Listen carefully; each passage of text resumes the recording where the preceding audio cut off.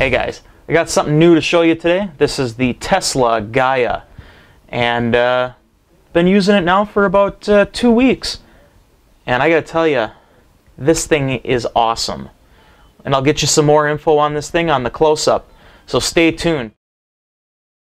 Alright guys, so I am back. This is the box that the Tesla GAiA came in, and I have to tell you, this thing is awesome. Even the artwork on the box is actually kind of nice. I'm used to a lot of them not having any pictures of the device on them whatsoever.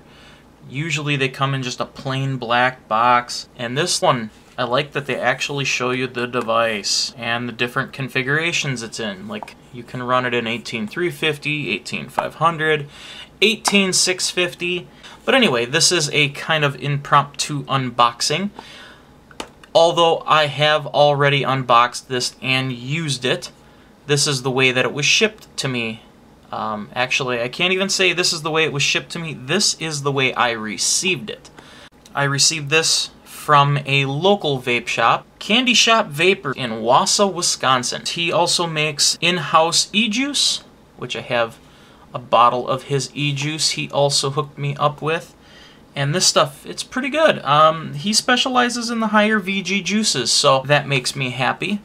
This is a 60/40, and he even writes on there that it's a 60/40 and underlines it. He also makes his juice in a VG Max. And then he also has 100% VG for that. And I had a very good conversation with Jason. Very knowledgeable guy. So thank you, Jason, for hooking me up with this awesome new Tesla.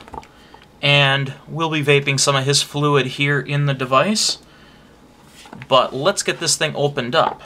So we have the certification card from Tesla, and showing the quality control inspection, and that it passed. So that's good. Hopefully their quality control is good, because this device looks amazing. I got this one in stainless steel, so 100% stainless steel. I do not know the grade of the stainless steel on this though, but it is very heavy. It does have a good weight to it. And I mean, it is phenomenal. Let's see if I can get this in image here. Bring a little bit of light up here. I mean, just the quality that this thing is in is pretty awesome. Let's see if we can get the top in image here. And it does have a magnetic switch, which is freaking awesome out of the box. To have a magnetic switch without buying it or having to deal with the runaround of getting it, that is awesome. So really nice laser engraving here, also here, and also on the bottom where you have your fire button, the magnetic switched fire button. What we'll do is we'll break this down, and I'll have it on down here for you to take a look at, and we'll get some of the other stuff out of the way. So stay tuned, guys, and I'll break this apart. Alright, so it does break apart in a few pieces. It does come in a few pieces. So we have the fire button here with the magnetic switch. And I will zoom in so we can take a better look at that. Alright, so we have that right there. So you have your insulator and you have the fire button itself. It is basically a thread on button, and I did tighten this one up pretty tight so it wouldn't back out on me. And let me grab up pliers, and we'll very carefully work that out. No pliers to be found, but this shall work just fine. We will very carefully clamp that, and I will then proceed to loosen the button. There we go. Hey, and I didn't even knurl it up. Nice. So, this, where am I on camera? This unthreads, and you have that piece right there.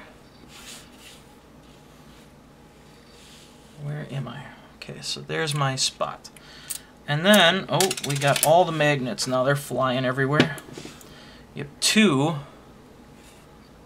neodymium rings, and they are very strong magnets. Neodymiums are amazing.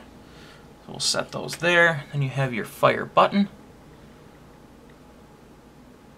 Nothing too crazy about that, but it's actually a pretty heavy fire button, which works pretty good. And then you have your bottom. So we'll put this all back together, and we want to make sure when we put this back together that we have the opposing poles of the magnets so that we actually have some spring action, which is exactly what we want. So we will drop that directly in, and there's a way that I can tell this is actually stainless steel. The magnets do not stick. Stainless steel should not be magnetic, people, so you know. And then we have this, and that will go inside the button. And then hopefully, if I got that right, which I didn't, we will flip it. And then what you want to do, let's try to keep this in frame, dude, is you want to just kind of slide that in so that without the screw in, and I just fooged it up. Let's try that again. Got the springiness from the magnetic force, and then while pressing the button down, you want to insert the thumb screw and tighten that down finger tight. Now I did actually use pliers to just gently tighten this, because I did have some issues where the button was actually somewhat becoming loosened as I was using it. So I just kind of snugged it up a little bit. There we go. And this button is super smooth. It does not bind at all. I've had some mods where you'll have some resistance as pushing it, and this thing is so crisp and works so well. I do believe it has a little bit of a long throw. I like nice shorter throws and all that, so. But it does work phenomenal, and you can see side view. That's fully depressed. So that was the switch. Let's see if we can keep this in frame, and I will back this out a little bit. So what we do have also is the rest of this, and I will break this apart into its separate sections. And these are all interchangeable. They use the same threads throughout the tube, so you can pretty much assemble and put this in any way you feel. I'll just give it that blown apart look so we can see how many different pieces are a part of this mod. You got an outer ring there. And the top of this tube right here does have the battery venting. It has 3 holes in total for battery venting. 2 slits, so in case you would ever have a problem with your battery, there is a certain safety measure that has been engineered into this device. You also have another ring. So there you have the device completely blown apart. Your 510 connection with adjustable center pin and adjustable battery connections here. This is the type of 510 connection I love seeing on devices because it makes your life so much easier. It has the center pin, which can be completely unthreaded. So there is your center pin that actually acts as your positive connection. 510 threads, and then you have your insulator on the bottom. It has some resistance to the threads so that it doesn't want to back itself out as easily. And then you have your outer threaded here for adjusting for battery rattle and such. And that comes out also. But we'll put this all back together. And we should probably put an RDA on top. So here I happen to have the Dark Horse. And I also acquired this Dark Horse from Candy Shop Vapors in Wausau. And I will have an up and close on this one later. But for now, we will put that on the top cap. So to start this off, you want to unthread the outer to about there, which is maybe a few threads just hanging on, and then you want to thread on your RDA so that it's bottomed out nice and flush. If you remember from my last video with the Panzer mod, that one did not have the adjustable center pin, and I was not able to get the RDA to sit flush on the top cap 510 connection. So we will thread that down until it's just snug, just about snug. Don't really have any need to crank that down super tight. You just want it finger tight with just a touch, just barely cranking on it, just enough. No need for pliers, no need to reef on that. You just want that to be snug so that it is contacting the center pin. Alright, so we'll want to reassemble this. Next we will put on the collar. And these threads are butter smooth. I mean, they're very fine thread. Right about there.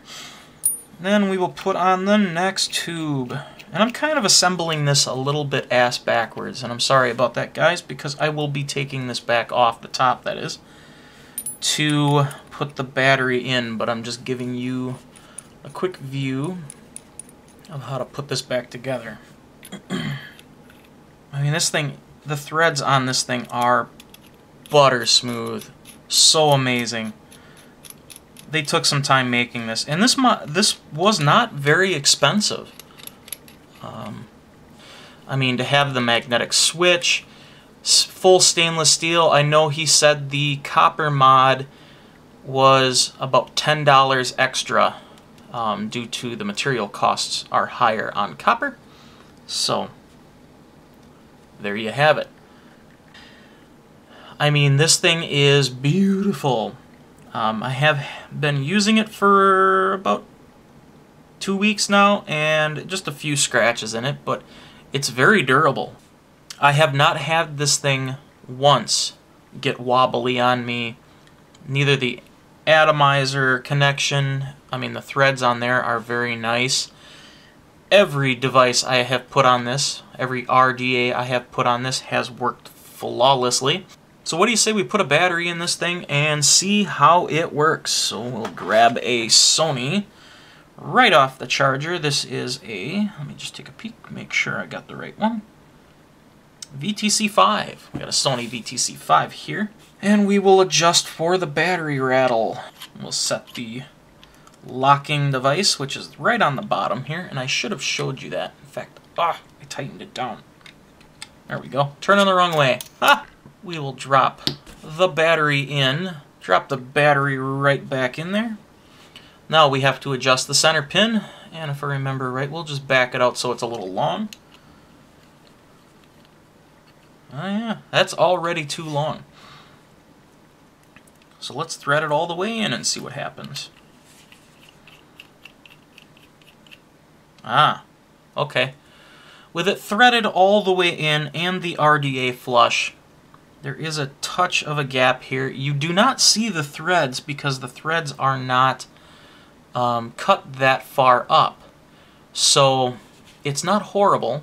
It actually looks pretty good because it works with the cuts they have already in here. It actually ends up looking pretty good regardless. So we will unlock the button, pull the RDA off, see if we get some fire. Oh yeah. Is a 0.2 ohm build, and the coils that are on this actually came with the RDA, so I was curious to see how they would handle, and I put them on. I have them slanted, and that was just the way they ended up in there. I didn't really adjust it at all. I figured, well, that'll work. And this thing vapes like a monster. This RDA is this thing chucks vape. This thing just chucks the vape. I don't want to do that. Too much spatter on my lens. Put the top cap back on here, and we will zoom out, and I'll tell you what I think. Tight O-rings. Get on there. Don't force it. Alright guys, so we'll zoom back out and I will give you my impressions of this Tesla GAiA. Man, oh man. This thing is vaping great. This Dark Horse has actually kind of surprised me. I didn't know if I was going to like it right off the bat. But we will be reviewing the Dark Horse later. This is not about the Dark Horse. This is about the Tesla GAiA. I am absolutely loving this thing. I want to make babies with it. I do need to drip some fluid on here, and I happen to have some Sourberry from the gentleman that sells the Teslas. He also sells other brands like Sigilli and just many, many other top quality devices. But thank you, Jason from Candy Shop Vapes in Wausau, Wisconsin. This device is amazing, and I'll definitely be picking up other devices from him. We will end this show, or this demonstration of the Tesla GAiA. Let's see, what else? What else? What else? There is some laser engraving on the button, which is kind of nice because it actually helps you find the button in the dark. Let's see how this vapes. And this is the Dark Horse running the large bore Delrin. Airflow as wide open as it possibly can. So we're talking some pretty good airflow.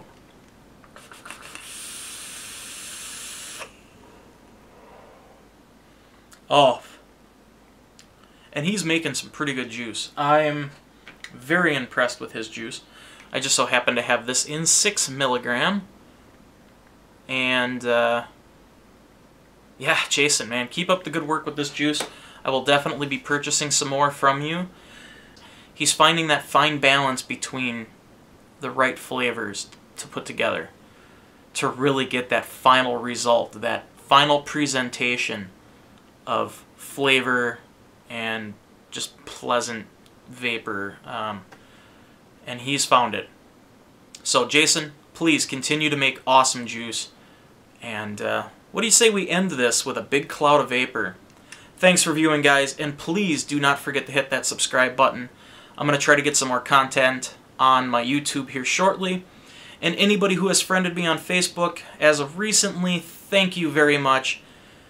We're going to have a little bit of a donate page here pretty soon. I will probably link a PayPal account for anybody who feels the need or is so inclined to donate towards getting devices or purchasing juices for review purposes. So thank you everybody for viewing. Let's keep on vaping.